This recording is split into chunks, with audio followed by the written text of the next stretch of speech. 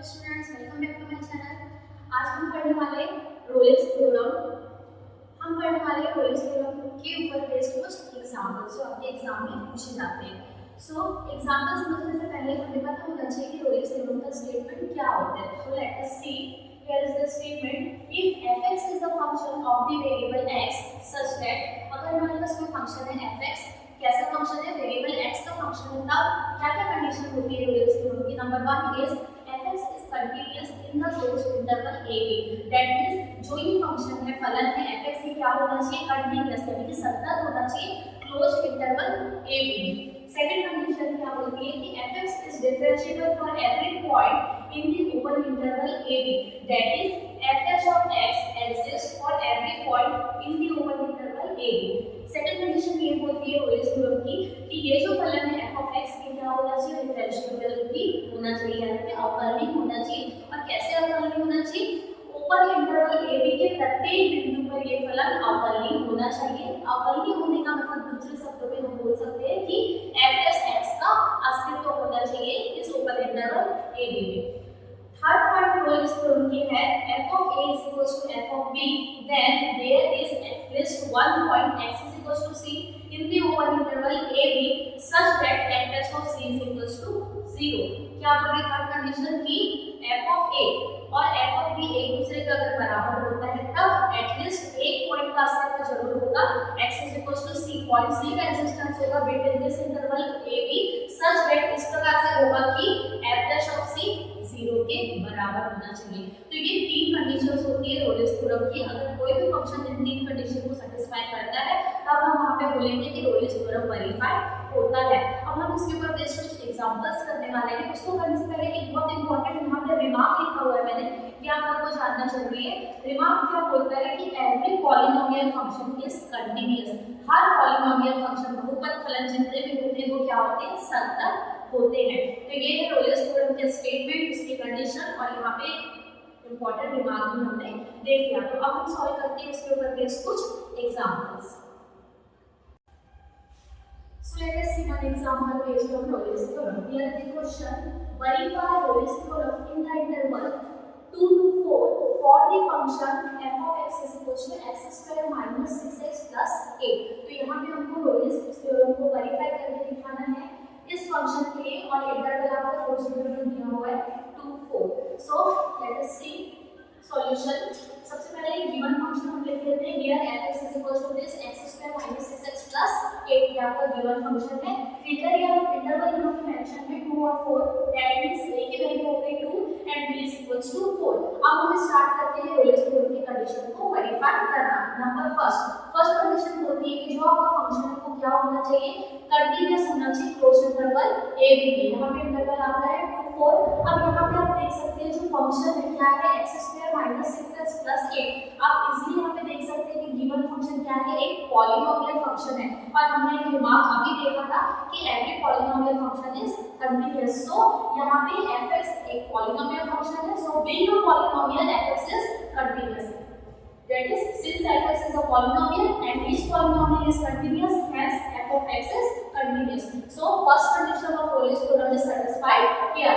Now let us proceed for second condition. Second condition is fx must be differentiable in the open interval ab, that means f plus x must exist. So let us see, f of x is x square minus 6x plus 8। यहाँ से हम f plus x इससे निकाल सकते हैं, f plus x that means derivative of this function। Okay, so when we differentiate this function one time with respect to x, what we will get, differentiation of x square, that is 2x, minus differentiation of 6x, 6 will remain as it is as a constant, and differentiation of x with respect to x, that is 1, plus differentiation of 8 is a constant value, so when we do differentiation this value will get 0। Overall हमको f plus x की value क्या मिल रही है, यहाँ पे 2x minus 6। तो यहाँ पे देख सकते हैं आप कि f plus x का अस्तित्व है, ये एग्जिस्ट करता है for each value of x in the open interval 2 4। इस ओपन इंटरवल 2 4 में f plus x की वैल्यू एग्जिस्ट करती है। दैट मींस यहाँ पे सेकंड कंडीशन के रोलेस थ्योरम की सेटिस्फाई होती है। अब हम देखते हैं थर्ड कंडीशन। थर्ड कंडीशन में हमको निकालना होगा f of a और f of b। f of a की वैल्यू हमने क्या लिया हुआ है 2, क्योंकि गिवन के क्वेश्चन में इंटरवल आपका 2 4 है, दैट मींस a की वैल्यू 2 है। तो अब हम निकाल लेते हैं f ऑफ a यानी कि f ऑफ 2, जो आपका फंक्शन था यहाँ पे x की जगह हमें क्या पुट करना है, वैल्यू 2। क्या हो जाएगा 2 square minus 6 into 2 plus 8। Solve करने पे मिल रहा है 4 minus 12 plus 8, that is -8 plus 8 which is equal to 0। उसी तरीके से हम f ऑफ b भी कैलकुलेट कर लेते हैं। b की वैल्यू हमारे पास 4 है, तो f ऑफ b यानी कि f ऑफ 4 जब हम कैलकुलेट करते हैं तो देखते हैं क्या मिलता है, 4 square minus 6 into 4 plus 8, that is 16 minus 24 plus 8, again -8 plus 8 which is equals to 0। hence क्या मिला हमको, f of a is equals to f of b। hence क्या हो गया यहाँ पे, all three conditions of Rolle's theorem is satisfied। so next क्या हो जाएगा, हमने देखा है कि अगर f of a her condition जो रोलेस थ्योरम की है उसका कंडीशन का स्टेटमेंट क्या था कि अगर f of a और f of b एक दूसरे के इक्वल हो जाता है तब एक पॉइंट c का अस्तित्व होगा, इस प्रकार से कि f plus c equals to 0 होना चाहिए। तो यहाँ पे क्या हो जाएगा, hence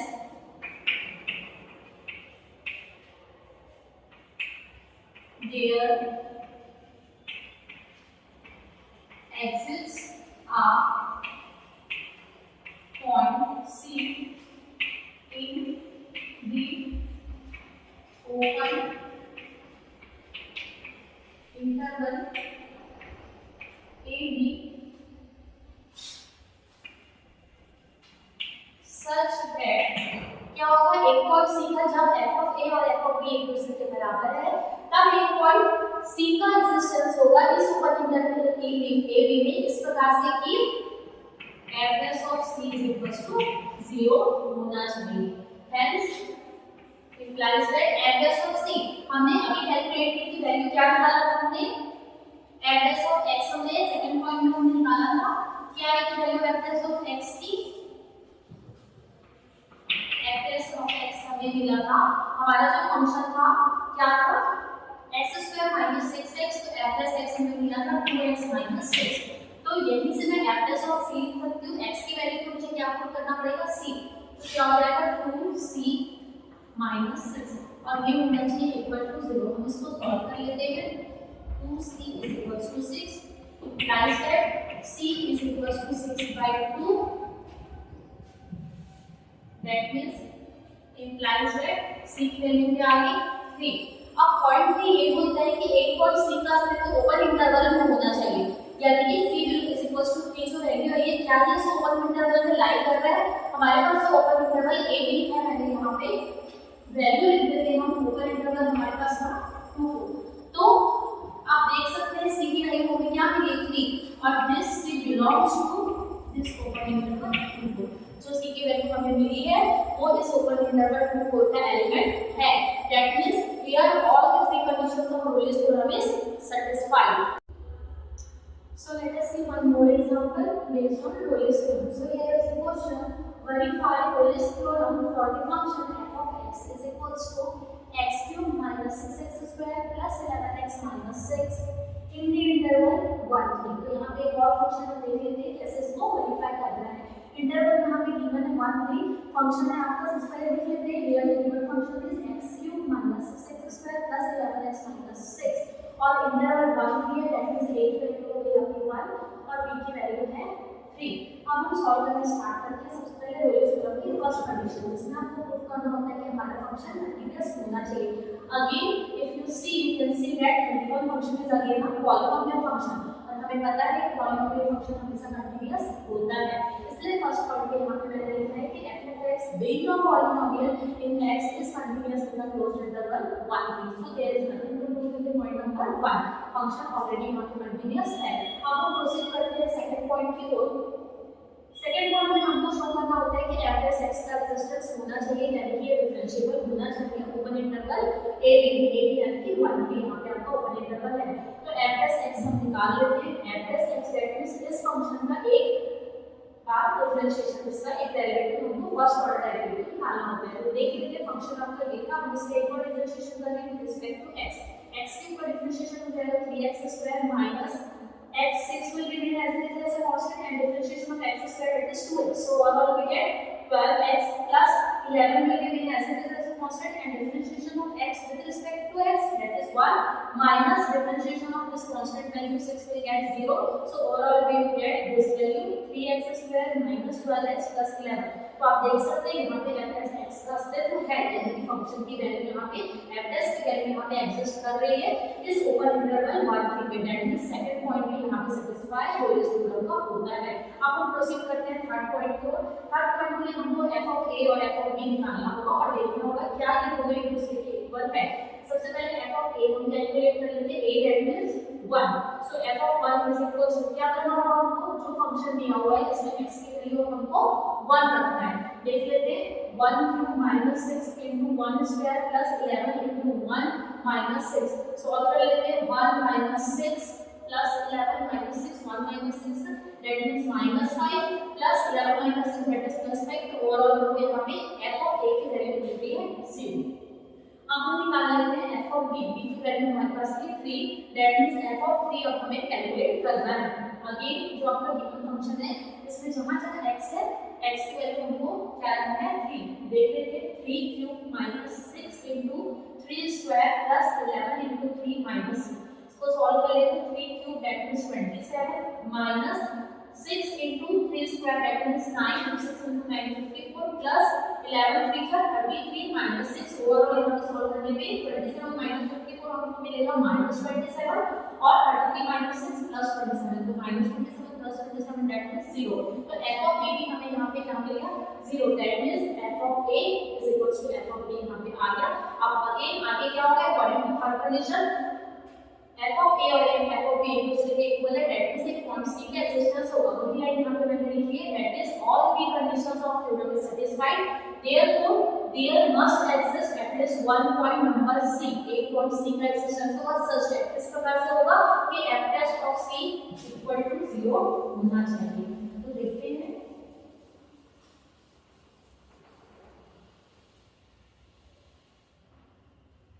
such that f dash of c must be equal to 0 implies that f dash of c की हमें वैल्यू लिखनी है, f dash of x की वैल्यू हमने यहाँ पे निकाल रखी है, यहीं पे मैं x की जगह c लिखकर f dash c की वैल्यू लिख सकती हूँ। ये हो जाएगा 3c square minus 12c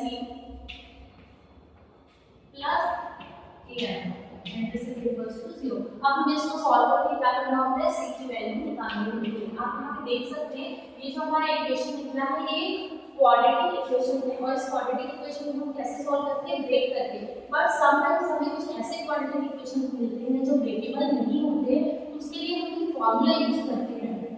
I hope आप सबको ये फॉर्मूला बहुत अच्छे से पता होगा। फिर हम यहाँ पे लिख लेते हैं, हम कौन सा फॉर्मूला यूज करते हैं, minus b plus minus root of b square minus 4ac divided by 2।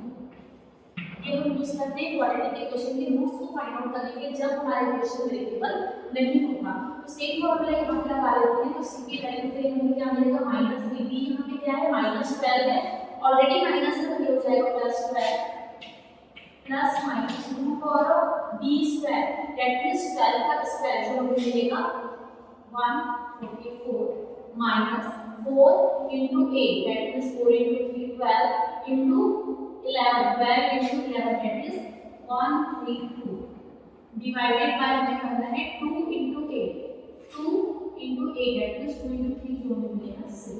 अब आइए हम इसे सॉल्व कर लेते हैं, ये हो जाएगा 12 प्लस माइनस, इसे सॉल्व करने में हमें वैल्यू क्या मिल रही है 144 minus 132 करने में मिल रहा है 12/6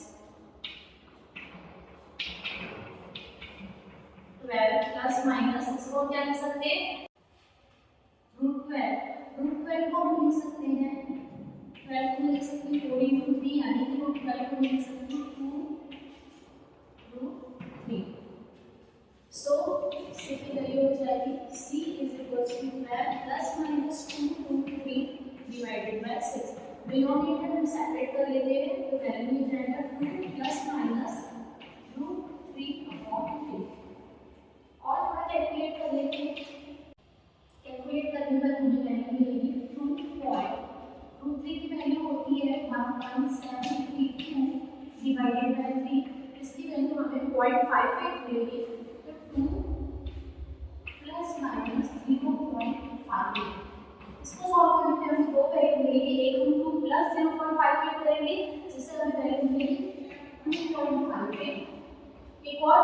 होंगे कि जब हम माइनस लेंगे 2 माइनस 0.58 करने पे हमें मिलेगा 1.42। तो आप देख सकते हैं यहाँ पे दो वैल्यू हमको मिली और ये दोनों की वैल्यू इस इंटरवल को बिलोंग करती है। ओपन इंटरवल 1 3 को बिलोंग करती है। That means all three conditions of Rolle's theorem are satisfied here. Hence Rolle's theorem is verified. तो हमने देखा कि Rolle's theorem को वेरीफाई करना कितना इजी होता है। सबसे पहले आज हमने Rolle's theorem के स्टेटमेंट को देखा, समझा, उसकी कंडीशंस को समझा और उसके बाद हमने उसके ऊपर दो एग्जांपल सॉल्व किए।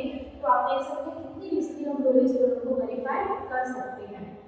आई होप आपका कंसेप्ट आपको क्लियर होगा और आप Rolle's theorem के ऊपर क्वेश्चंस बहुत इजी से सॉल्व कर पाएंगे।